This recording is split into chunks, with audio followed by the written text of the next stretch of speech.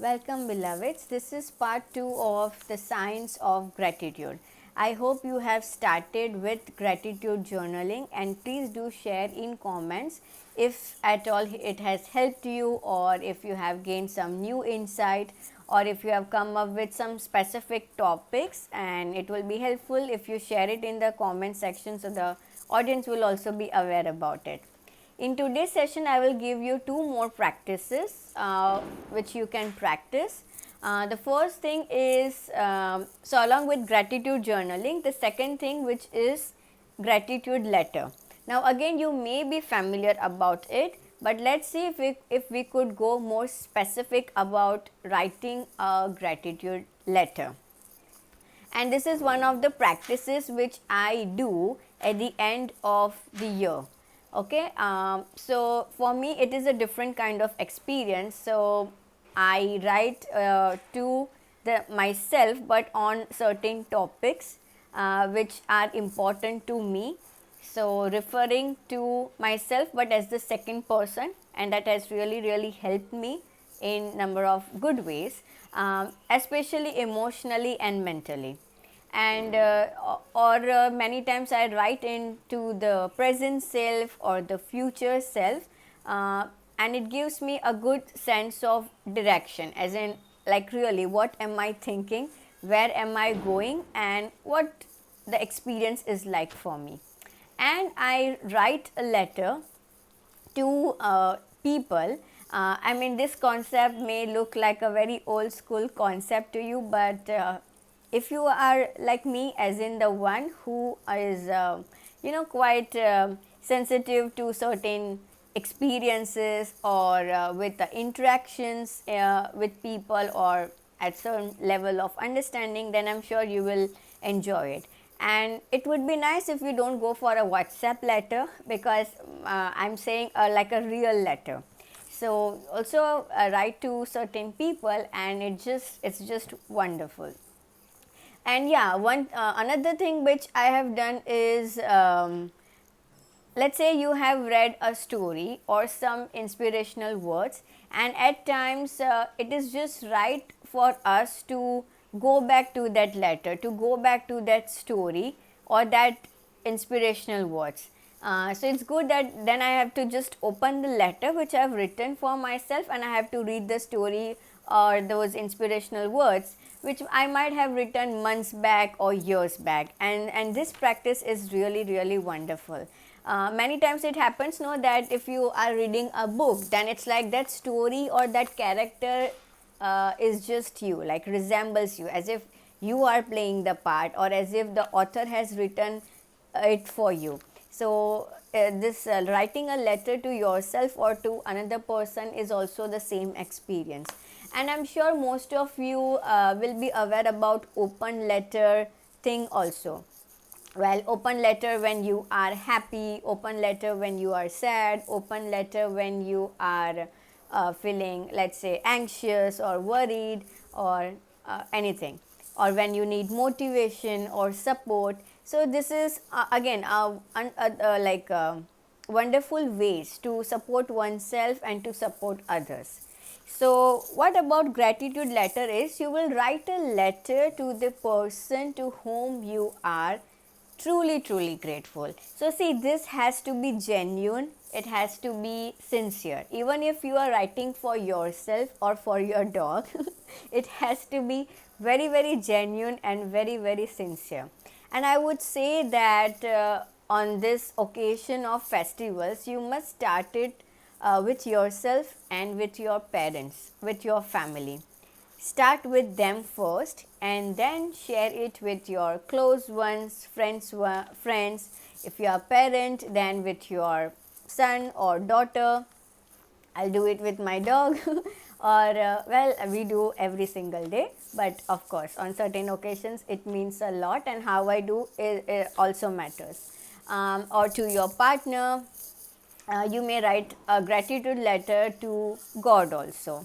That's up to you how creative you be in the process. So what is a gratitude letter? You have to write a letter to a person for whom you are genuinely and sincerely grateful. Now how you have to write is keep this mindset very clear. You are enduring thankfulness, you are inviting celebration.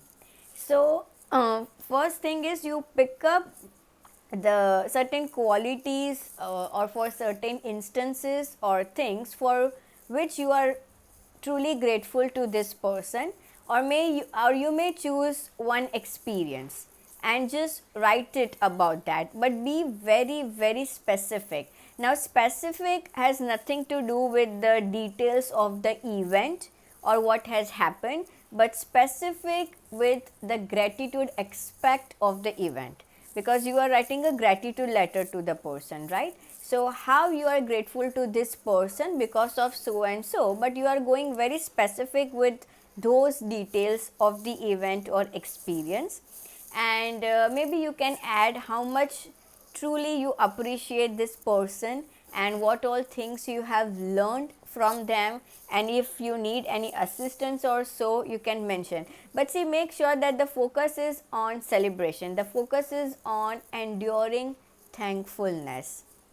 So your letter and the words, the language and the vocabulary has not to be sarcastic, has not to be you know very sharp, sarcastic, or in an ungrateful way in some words. So it's very important the kind of words, vocabulary and language you choose. It should not like you are teaching the other person about something, or you are teaching how great you are to the other person through the words you choose. It is a completely selfless act. So you actually have to tell prepare yourself about this, about being selfless, and that's how you'll be able to write a gratitude letter. So be very specific in terms of how this person has influenced you and how much you appreciate the person. Not, see, again, yeah, another thing, not in terms of what he or she has done for you or not done for you and so and so. It has to do with one's existence. See, our birth in itself means how valuable each one of us are. One doesn't have to be so and so and so and so in their life to receive love, to receive friendship, or to receive appreciation. One's existence is enough for one to feel loved, to feel valued, to feel worthy, and to be loved and to love and to feel appreciated. So your letter has to do with how much grateful you are for the existence of this person in your life, and then you can little break it down for in what ways they have influenced you and how much you appreciate them. So this is the these are the points for gratitude letter.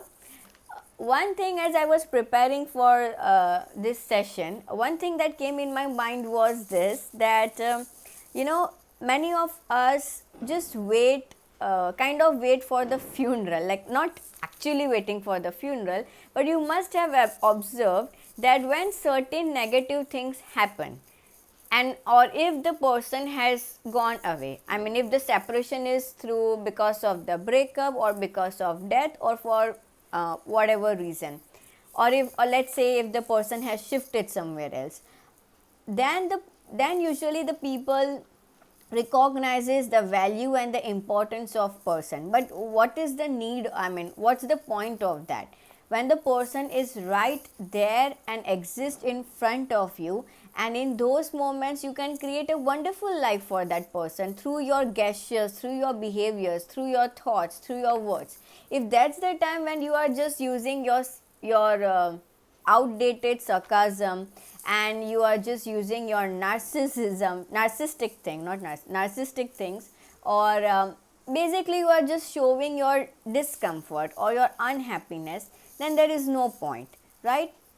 So focus on the existence and focus on the now, and don't wait for the separation or the funerals or any negative things to happen and then you say something nice about the person, looking at his or her photograph or something in your memory or in front of other people. There is really no point of all these things.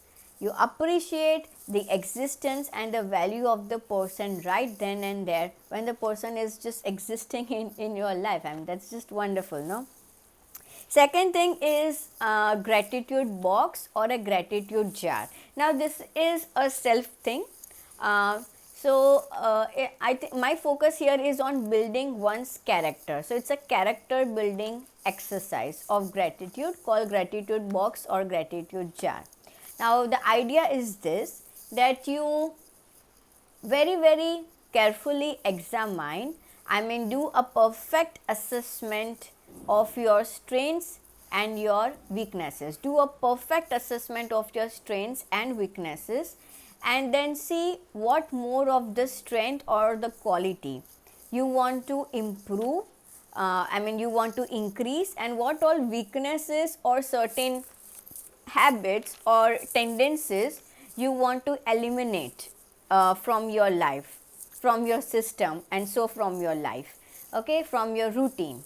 So in the gratitude box or in gratitude jar, the focus should be on character building. So you pick up on certain strengths you want to increase, certain weaknesses you want to eliminate, or you can pick up on certain qualities that will take care of your strengths and weakness as well. So for example, let's say if you want to focus on the quality authenticity, this is my favorite word, authenticity and integrity. So you look at the operational definition of the word authentic, being authentic, and what it means to you as you study the operational definition, or with whatever comes in your mind, what it means to you and how you can apply it in your life. Then you can go to the second quality. I love the second one, for me is integrity. Okay, so how you, what is the operational definition of integrity, and how you want to inculcate it into your routine, how you want to practice it, and how, meaning it is applicable to everyone, I mean to the people around you, including yourself, including the thoughts you think, in the feelings you feel, and the responses or behaviors that you do. So this will help you to focus on certain qualities which has to do with your character development, and this is a wonderful, I believe this is a wonderful exercise of self awareness. And who knows, in the process you may learn a lot of wonderful things about you, as well as you may gain insights about things which you should like really stop doing, and be very and be in harmony with the process. If you are doing it with yourself and as when you do with other people, be relaxed and be in harmony with the process. So this Diwali, and through this video, I hope you will incorporate some new understanding and so practices about gratitude. So start doing it. All we are going to do is think in gratitude, feel gratitude, and behave in gratitude ways. Thank you so much.